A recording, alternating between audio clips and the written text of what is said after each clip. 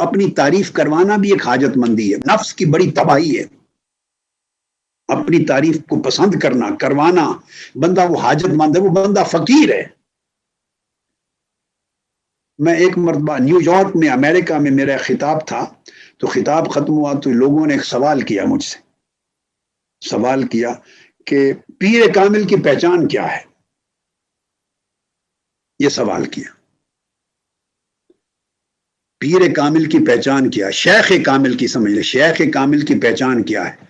میں نے کہا کہ ایک جملے میں پہچان بتا دوں، شیخ کامل کی پہچان یہ ہے، وہ شیخ کامل ہے جسے مرید کی تلاش نہ ہو، جسے مریدوں کی تلاش نہ ہو، جو مریدوں کی تلاش میں دھکے کھاتا پھرتا ہو در بدر دنیا میں، ادھر جا ادھر جا، اور خطیبوں کو لے جا، مولویوں کو لے جا، نعت خانوں کو لے جا، محنت کر، پیسے خرچ کر، پورے بندوبست کرتا کہ مرید پکڑے جائیں، مرید گھیر گھیر کے وہ پھر ان کے آگے خلیفے بنانا کثرت کے ساتھ. انہوں نے خلافتیں نہیں دی حضور قدوت الاولیاء نے کسی کو. یعنی خلافتیں بھی آج کل پیشہ بن گیا، پروفیشن بن گیا ہے.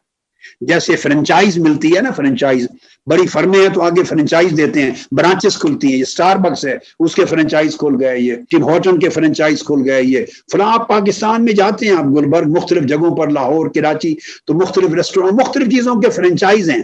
اس طرح مختلف کاروباروں کے فرنچائز ہیں. تو خلافتیں فرنچائز بن گئے ہیں، بزنس ہیں. چونکہ وہ آگے مرید بنائیں گے، وہ نیچے اوپر کمیشن کے حساب سے خرچہ جاتا. ایک نظام ہے، کاروبار ہے، دھندا ہے. اسی دھندے سے دلوں اور روحوں کو نکالنے کا نام تصوف ہے. اسی لیے فقیری وجود میں آئی تھی کہ دل دھندے سے پاک ہو جائیں اور اللہ کے سچے بندے بن جائیں.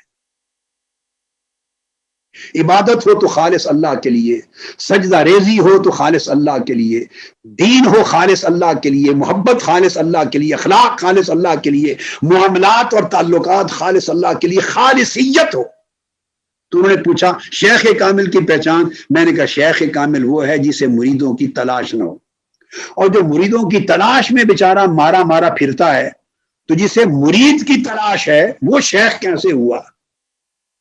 یہ تو مرید کی شان یہ ہے کہ اسے اللہ کی تلاش ہو، مرید کی شان یہ ہے کہ اسے اللہ کی تلاش ہو.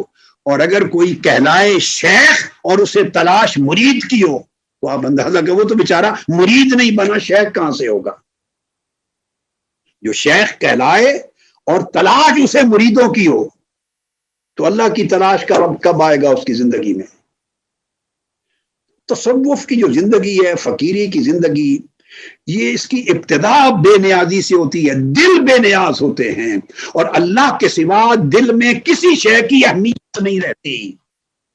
بندہ مستغنی ہو جاتا ہے، نہ اس کا سر کسی کے آگے جھکتا ہے، نہ اس کا دل کسی کے آگے جھکتا ہے، نہ اس کے دل کا دامن کسی کے آگے پھیلتا ہے، نہ اسے کسی کی حاجت ہوتی، بے نیاز ہوتا ہے. اس لیے فرمایا الا ان اولیاء اللہ لا خوف علیہم ولا هم یحزنون. نہ انہیں خوف ہوتا ہے اور نہ کوئی غم. غم سے مراد ہوتا ہے مفاد، ہاتھ سے چلا گیا تو غم ہوتا ہے. یعنی نہ انہیں مفاد ہوتا ہے، نہ انہیں اللہ کے سوا کسی کا خوف ہوتا ہے، وہ بے نیاز ہوتا ہے.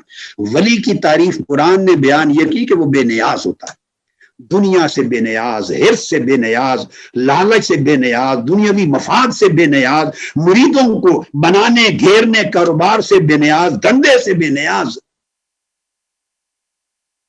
ہر چیز سے بے نیاز. کوئی میری تعریف کرتا ہے نہیں کرتا، اس سے بے نیاز. تو ان کے اندر بے نیازی دیکھی. تو مخلوق اور دنیا کی حاجت مندی نہیں تھی. سب سے پہلے نئی ویڈیوز کو حاصل کرنے کے لیے شیخ الاسلام ڈاکٹر محمد طاہر القادری کے آفیشیل یوٹیوب چینل کو سبسکرائب کریں اور بیل آئیکن کلک کریں.